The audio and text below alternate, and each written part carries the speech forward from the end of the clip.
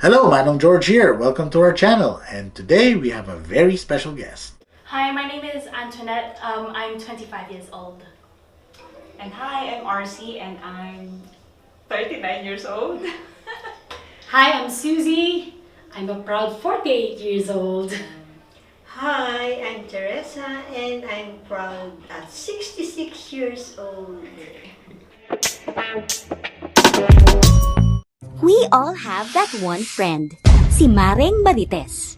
Mabilis at madaling kumalat ang chismis. Mars, alam mo ba? Mars, may chika ko. Uy, Mars, pautang ko, Mars. Napadala ko na. Sa dali magpadala ng pera with TransferGo, may mas mabilis pa sa chismis mo. Okay pa ang rates. Protected ako at mapagkakatiwalaan. Di tulad ng iba dyan. Eh di wow! Manong knows best. I qualified as a nurse in October 2019. I qualified here in the UK 2015.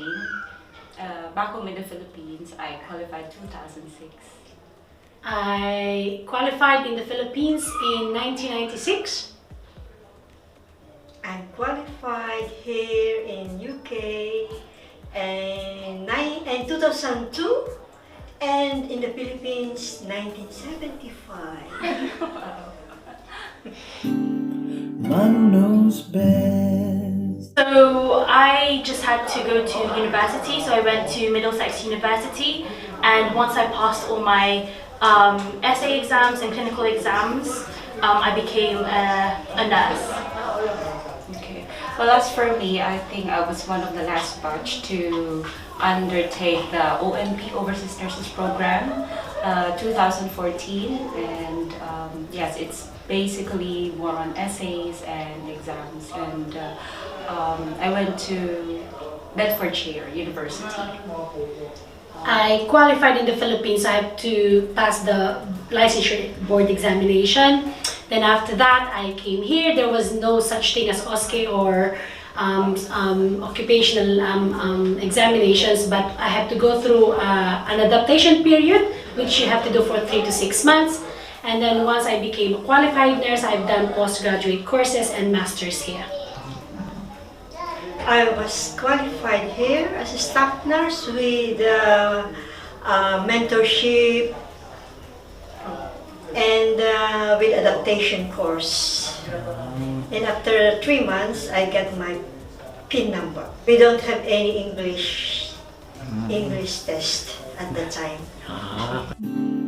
Manong knows best.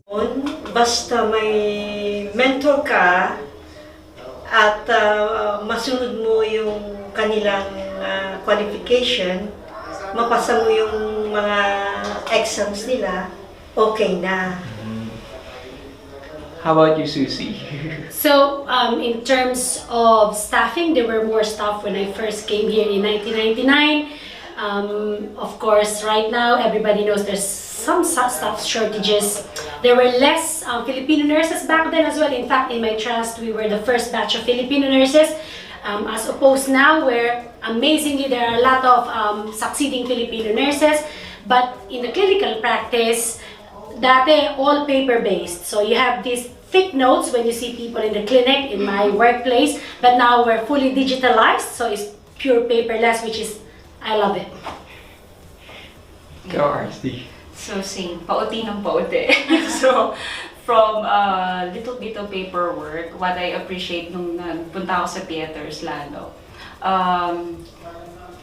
bukod sa computer-based na siya, parang mostly tick-based na lang din yung paperwork. Parang you don't have to do a lengthy nurse's notes. So yun. And more Filipinos are working in our department now, like before, compared before. Bago kasi ako napunta sa theaters, I work in the ward. And I remember back then there were just 5 of us, 5 Filipino nurses in the respiratory ward, 3 qualified registered nurses, and 2 healthcare assistants. But now, from 2013, parang 10 years. After 10 years, parang it's like 70-80% Filipino na working in the work. So, yeah. In 3 years, ano Yeah. ba? Tama ba? Mali? No, Tama, 20, from 2013, I worked in Luton in the respiratory ward. Well, actually, in theaters, ever since talagang marami ng Filipino, but all the more ngayon maraming, parang it's like in a span of 3 months, meron namang 5 newcomers talagang when it comes to recruitment ng new Filipino nurses, very active ang mga pag-import ng nurses from the Philippines. Import talaga. Ikaw, may nag-iba ba? I mean, na-qualify lang ako 4 years ago, so what I can say has changed is because I studied here in the UK, I was actually the last batch where getting the nursing degree was free. So after 2019, to go into the nursing program, you also have to pay tuition fee. And I think what I experienced in the past 4 years since I graduated is the pandemic. So I definitely was in the heart of the pandemic at that time, and there was a lot of changes, not just for myself, but nurses across the board and other healthcare professionals. So we've definitely learned we've definitely learned from that. Now there's a hybrid working from home, so not just going into the offices.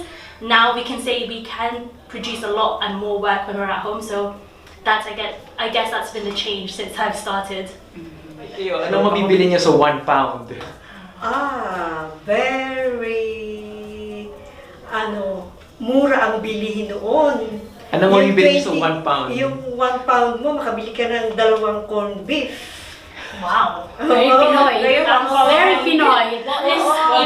The reference is very Pinoy. And how many spam are there? Makabili ka ng 2 corned beef. Siguro yung ketchup. Basta may corned beef, we're happy. Ang palit noon is reaches to 100 pesos per 1 pound. 1 pound. Okay. So you can send money 20,000 for for their allowance every month. Kayo Susie, ano? Well, what I can remember is, because I was doing postgraduate courses back then, next to the university, merong fish and chips and chicken and chips. So you can get free chicken and a chip for 1 pound. Wow. Chip, yes, for real. Ikaw, RC. No, kasi parang dati from 20 pounds na grocery na naming mag-asawa for a week. Ngayon, top up lang yung 20 pounds, kulang pa. So, anong mabibili mo sa 1 pound? Naalala mo nun? Gusto mo kong bigyan ang clue? Ay, lanera. No, No, alam mo clue nun? Ang poundland nun is poundland pa. Wala na.